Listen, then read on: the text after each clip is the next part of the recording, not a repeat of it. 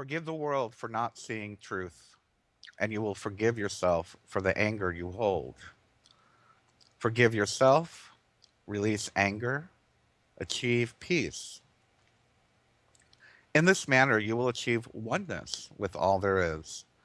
In doing so, you manifest love.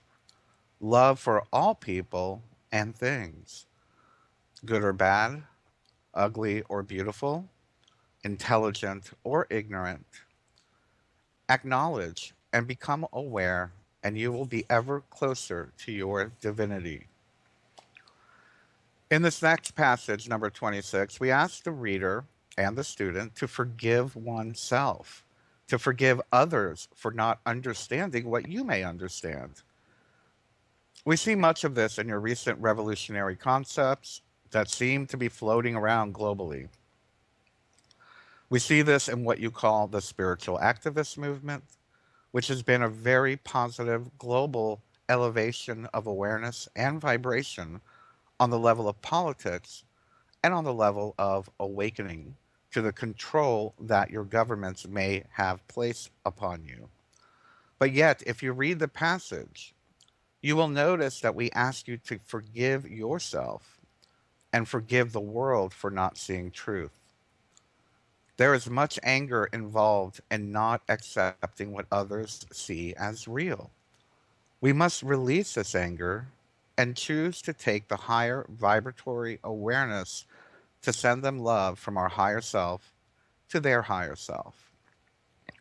For it is in their way of evolving, and we have no choice but to accept the agreements they have made for their own evolution. We cannot spread peace by spreading anger or fear. So, therefore, it is easier to let it go and understand with love and emotion through your spirit that they are fine.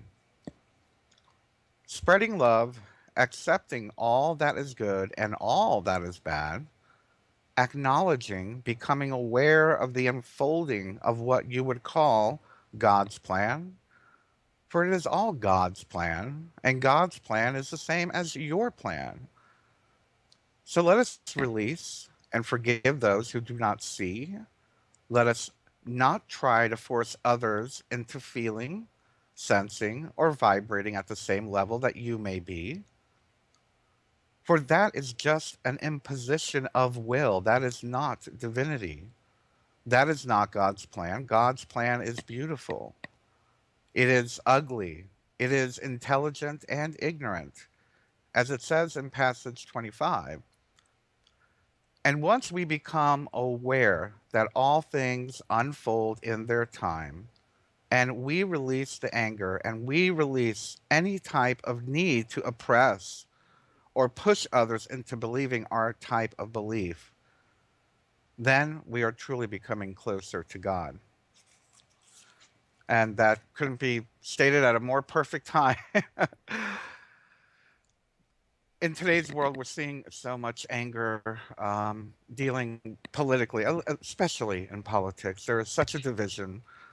There is so much anger being thrown back and forth from the left and the right. Again, conservative, liberal, whatever you want to call it, whatever labels. And I can't help but feel it just keeps perpetuating the divisiveness that I feel our quote unquote leaders or the global elite or whatever they want. They want divisiveness.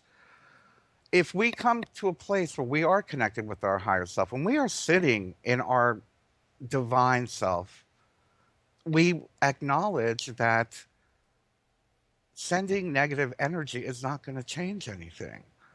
I get very frustrated when I see the likes of, well, like InfoWars or, things like that that are just pushing so much anger, so much hate, but yet maybe the message is good. Like, okay, we all need to be free, we all need to be equal, blah, blah, blah. But doing it in anger, and I see it also from the left.